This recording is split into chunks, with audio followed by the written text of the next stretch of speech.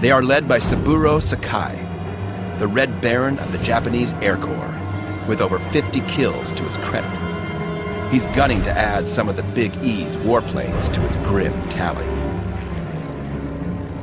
One of the first men to meet the enemy head-on is Wildcat pilot Vincent Dupois, a 1939 Annapolis graduate who has been aboard Enterprise as a member of Fighting Squadron 6 since mid-June.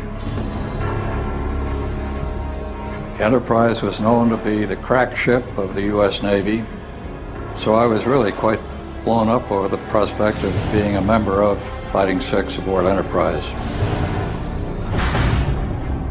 Dupois and his pack of Wildcats are flying protection over the island battleground.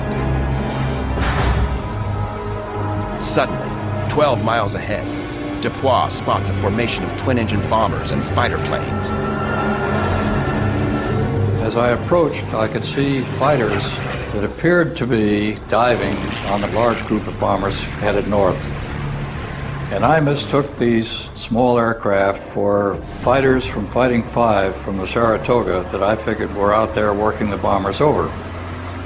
It turned out I was wrong. These were not friendly fighters. These were the escorting Japanese Zeros. Dupois ignores the fighters and heads for the incoming bombers. The flyers of Fighting 6 go on the attack,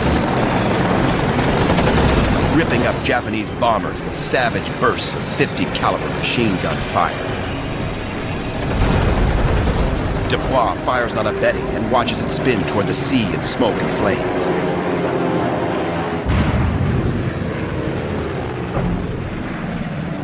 Only then does he realize he's in trouble. I heard this ticking sound, and then I realized that I was being fired at, and bullets were entering the cockpit and hitting my instrument panel. From only 200 feet behind Dupois, Saburo Sakai peppers the American plane with hot lead. The fighting ace closes in for the kill. Dupois takes a bullet in his shoulder, but he's still able to make a tight S-turn and disappear into a billowing cumulus cloud, losing Sakai.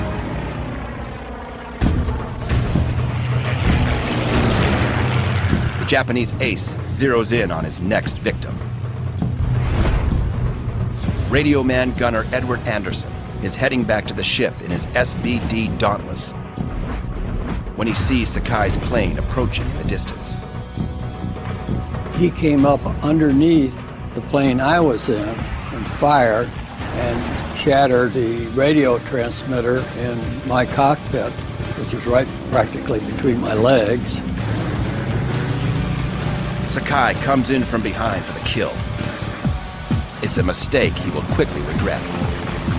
Sakai mistakenly believes he's attacking a Wildcat, which has no rear seat gunner, rather than a dive bomber, which very much does. Machine gun fire tears Sakai's canopy apart.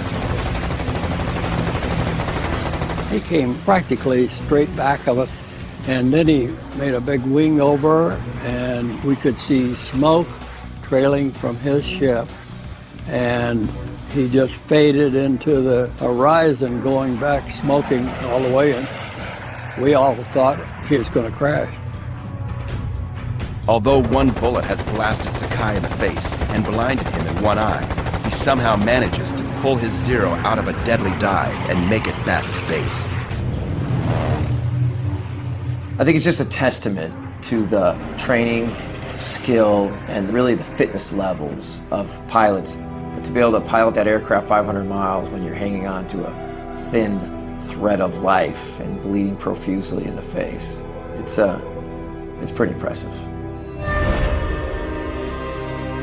Sakai will be out of action for 5 months.